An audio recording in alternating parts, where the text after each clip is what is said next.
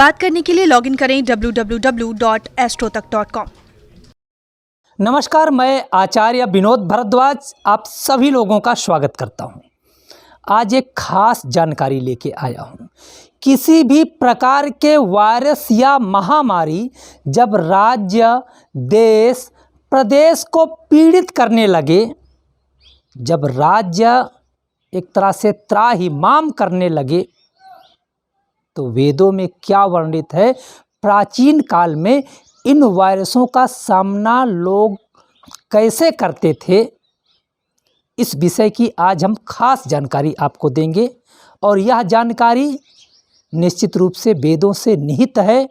यह जानकारी मैं वेदों में से लेके आया हूँ।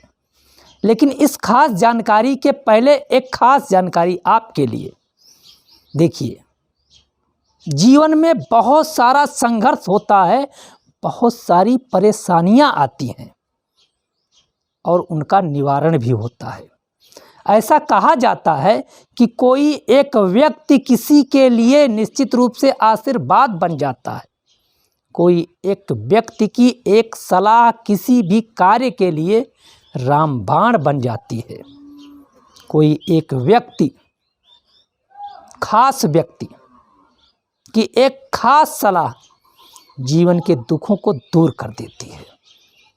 तो यदि आप किसी भी प्रकार की परेशानियों में हैं, तो एक आप ज्योतिषीय उपाय लेके देखें, एक आप तंत्र मंत्र टोटका करके देखें। निस्संदेह आपके जीवन की समस्त बाधाएं दूर हो जाएंगी और आपका कार्य अच्छे ढंग से होने लगेगा।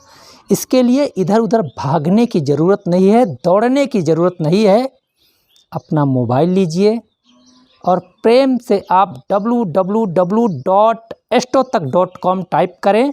विनोद भारद्वाज प्रोफाइल को सिलेक्ट करके अपने क्वेश्चन को हमारे पास भेज दें। निश्चित रूप से एक उपाय आपके जीवन की समस्त बाधाओं को दूर करेगा। यदि आप फ़ोन से बात करना चाहते हैं तो सादर आमंत्रित हैं।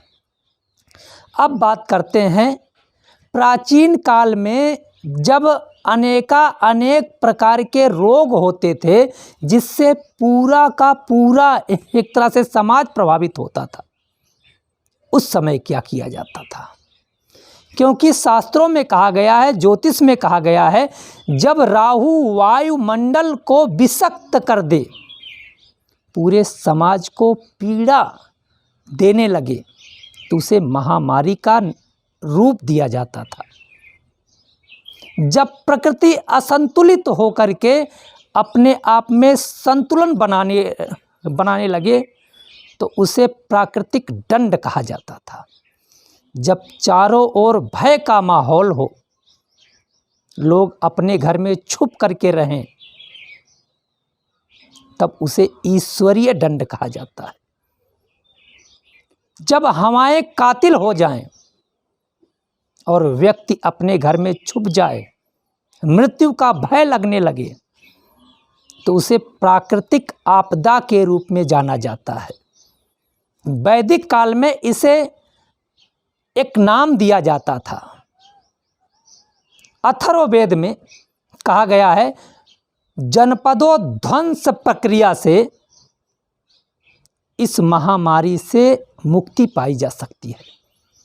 देखिए, जब कोई भी वायरस वायुमंडल में आ जाता है, वायुमंडल के सूक्ष्म छिद्रों में आकर के एक तरह से मनुष्यों के लिए ही नहीं, पूरी प्रकृति के लिए जहर बन जाता है।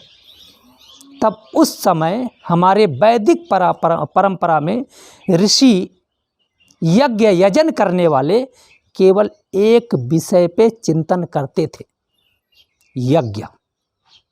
यज्ञ ही एक ऐसा कार्य है जिसको संपन्न करने से वायु को शुद्ध किया जा सकता है। तो आप भी अपने लिए और अपने परिवार के लिए, देश के लिए, समाज के लिए एक यज्ञ करें। और इस यज्ञ में आपको क्या क्या लेना है? नीम के पत्ते निश्चित रूप से तमाम वायरस को समाप्त कर देता है। आप लें काली सरसों, गूगल, और लेना है आपको लोहबान। अगर गूगल लोहबान मिले तो लें, नहीं तो आप केवल नीम के पत्ते, काली सरसों और काला नमक जरूर लें। जब जब प्रकृति में एक तरह से विषाक्त वातावरण हो जाता है तो नमक का यज्ञ निश्चित रूप से उस विषाक्त वातावरण को दूर कर देता है और वायु को शुद्ध कर देता है। साथ में आप ले सकते हैं घी, अगर घी नहीं है तो सरसों का तेल और सेंधा नमक। इतना लेकर के आप अपने परिवार के लिए यज्ञ करें। अब आप सोच रहे होंगे यज्ञ पात्र कहाँ मिलेगा? तो यज्ञ पात्र में चाहे आपके पास मिट्टी का पात्र हो, चाहे लोहे का पात्र हो, चाहे कढ़ाई हो, चाहे थाली हो, चाहे छोटा सा प्लेट हो, एक आप जो उपली जला करके, या अगर यज्ञ कुंड है तो आम की जो लकड़ी लेकर के नीम का पत्ता, काली सरसों, गूगल, लोहबान और काला नमक, घी, सरसों और सरसों के साथ सेंधा नमक जरूर डालिएगा। कोई मंत्र नहीं बोलना है, यह प्राकृतिक चिकित्सा है। इस कार्यक्रम में जाति और धर्म से कोई संबंध नहीं है, हर व्यक्ति कर सकता है, क्योंकि प्राकृतिक चिकित्सा सबके लिए आवश्यक है। सुबह शाम आप अपने घर में धूनी करें निश्चित रूप से, या आप अपने घर में यज्ञ करें, या जब भी आपको मौका मिले आप इन सब चीज़ों को मिश्रित करके हवन करें।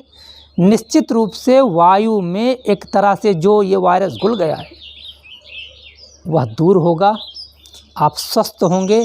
यह प्राकृतिक चिकित्सा है, आप सब के लिए बहुत सुंदर यह एक पद्धति है।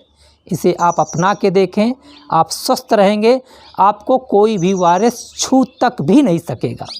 कार्यक्रम अच्छा लगा है तो महाकाल सरकार का नाम ओम नमः शिवाय लिख करके इस कार्यक्रम को शेयर करें, सबके पास तक पहुंच जाना चाहिए। आप लोगों का बहुत बहुत धन्यवाद। नमस्कार।